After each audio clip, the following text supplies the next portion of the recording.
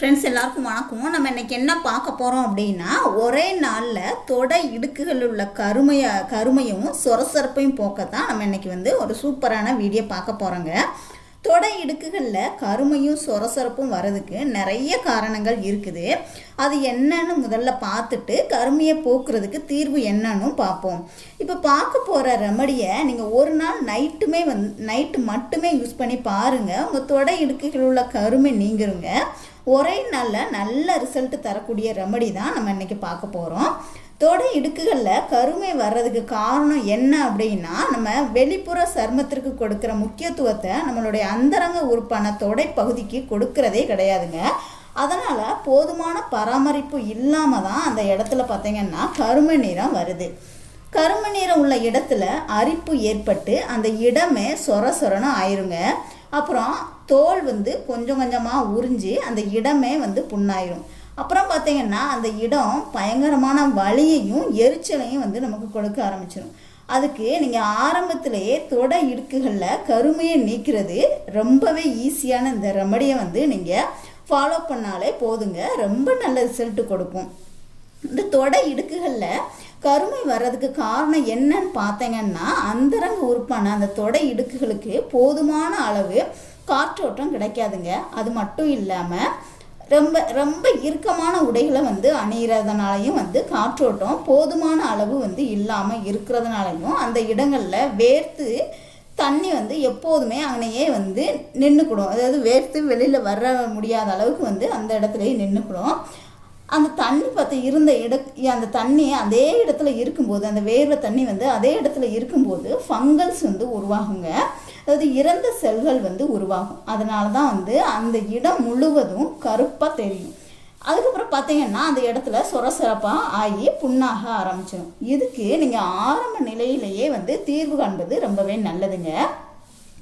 இதை போக்க அதாவது இந்த ரெமடி எப்படி ரெடி பண்ணுறது அப்படின்னு நம்ம இப்போ பார்ப்போம். ஒரு பவுல் எடுத்துக்கோங்க. ஒரு பவுலில் ஒரு அரை லெமன் சாறு விட்டுக்கோங்க. ஒரு ஸ்பூன் அளவு கூட விட்டுக்கோங்க. ஒரு ஸ்பூன் அளவுக்கு விட்டுக்கோங்க. இந்த விதையெல்லாம் எடுத்துருங்க. இந்த எலுமிச்சை சாறு பார்த்தீங்கன்னா இயற்கையாகவே பார்த்தீங்கன்னா ஆன்டி ரீஏஜெண்டாக செயல்படுதுங்க. இதில் நல்ல சுத்தமான ரீஏஜெண்ட் இருக்குது. இது உங்கள் தொடை இடுக்குகளில் உள்ள கருமையை போக்கக்கூடிய தன்மை இந்த எலுமிச்சம்பழ சாருக்கு இருக்குங்க. அதனால் கருமை நீக்கிறதுக்கு ஒரு நாள் நைட்லேயே வித்தியாசத்தை நீங்கள் பார்க்கலாங்க. நீங்கள் அந்த கருமை நீங்கி நார்மலாக இருக்கக்கூடிய சரும நிறத்திற்கு மாறிடும். உங்கள் தொடை இடுக்குகள் உள்ள அந்த கருமையை போக்க மிக சிறந்த பொருள் தான் இந்த எலுமிச்சை சாறுங்க. ஒரு ஸ்பூன் அளவு மட்டும் கூட போதுமானதுங்க. அடுத்து ஒரு ஸ்பூன் அளவுக்கு சீனி சேர்த்துக்கோங்க. வெள்ளை சக்கரைன்னு சொல்கிற சீனியை சேர்த்துக்கோங்க. ஒரு ஸ்பூன் அளவுக்கு சேர்த்துக்கோங்க. இந்த சீனியை பார்த்தீங்கன்னா நம்மளோட உடலை சுத்தப்படுத்தக்கூடியது. கருப்பு அழுக்கு, இறந்த செல்கள் இது எல்லாத்தையுமே கிளீன் பண்ணக்கூடியதான் இந்த சீனிங்க. இதையுமே ஒரு ஸ்பூன் அளவு எடுத்துக்கோங்க. அடுத்தது அரை ஸ்பூன் அளவு பேக்கிங் சோடாங்க. அதாவது சோடா உப்புன்னு சொல்லுவாங்கள்ல, அதை எடுத்துக்கோங்க.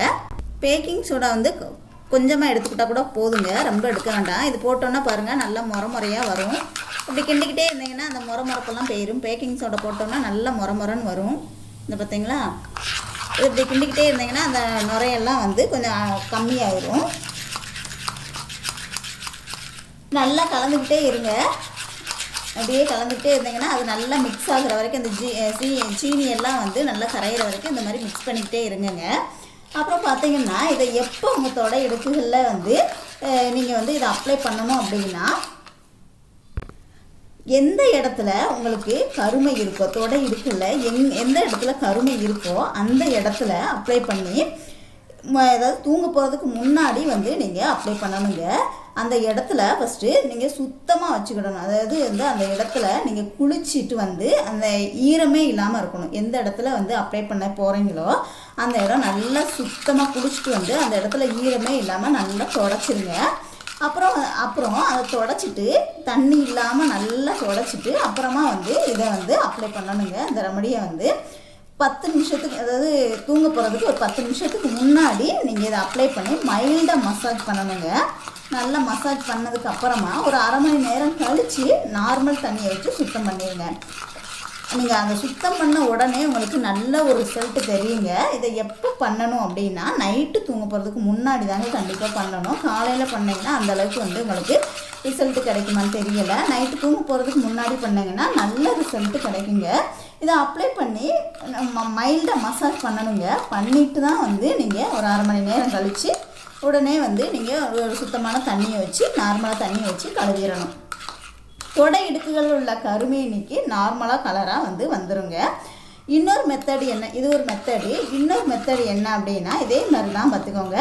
ஒரு ஸ்பூன் வந்து எலுமிச்சை சாறு சேர்த்துக்கோங்க. அப்புறம் வந்து கற்றாழை செல் வந்து உங்களுக்கு ஃப்ரெஷ்ஷாக கிடச்சிது அப்படின்னா அதையும் எடுத்துக்கோங்க. அதையும் சேர்த்து நல்லா கலந்து உங்கள் தொடை இடுக்குகளில் எந்த இடத்துல கருமை இருக்கோ அந்த இடத்துல வந்து அப்ளை பண்ணணும். அதே மாதிரி தான் நைட்டு தூங்க போகிறதுக்கு 10 நிமிஷத்துக்கு முன்னாடி அப்ளை பண்ணி மைல்டாக மசாஜ் பண்ணிவிட்டு அப்புறம் 10 நிமிஷம் கழித்து வந்து நீங்கள் சுத்தமான தண்ணீரில் வந்து கழுவிடணுங்க. நல்ல ரிசல்ட்டு கிடைக்குங்க. ட்ரை பண்ணி பாருங்கள். இதை வந்து இந்த 2 மெத்தடில் எதனாலும் வந்து நீங்கள் ட்ரை பண்ணலாம். 2யுமே ட்ரை பண்ணணும்லாம் கிடையாது. எதனாலும் ட்ரை பண்ணலாம். ஏதாவது ஒன்றை வந்து நீங்கள் ட்ரை பண்ணலாம். 2மே வந்து நல்ல ரிசல்ட் கொடுக்கக்கூடியதான். இது அழகுக்காக மட்டும் இல்லைங்க, ஆரோக்கியத்திற்காகவும் கூட வந்து இது செயல்படுது. ஸோ ட்ரை பண்ணி பாருங்கள். வீடியோ பிடிச்சிருந்துச்சுன்னா லைக் பண்ணுங்கள், ஷேர் பண்ணுங்கள், கமெண்ட் பண்ணுங்கள். மறக்காமல் நம்ம சேனலை இது வரைக்கும் நீங்கள் சப்ஸ்கிரைப் பண்ணலைன்னா கண்டிப்பாக சப்ஸ்கிரைப் பண்ணிக்கோங்க. கூடவே வந்து பெல் சிம்லையும் கிளிக் பண்ணிக்கோங்க. தேங்க்யூ.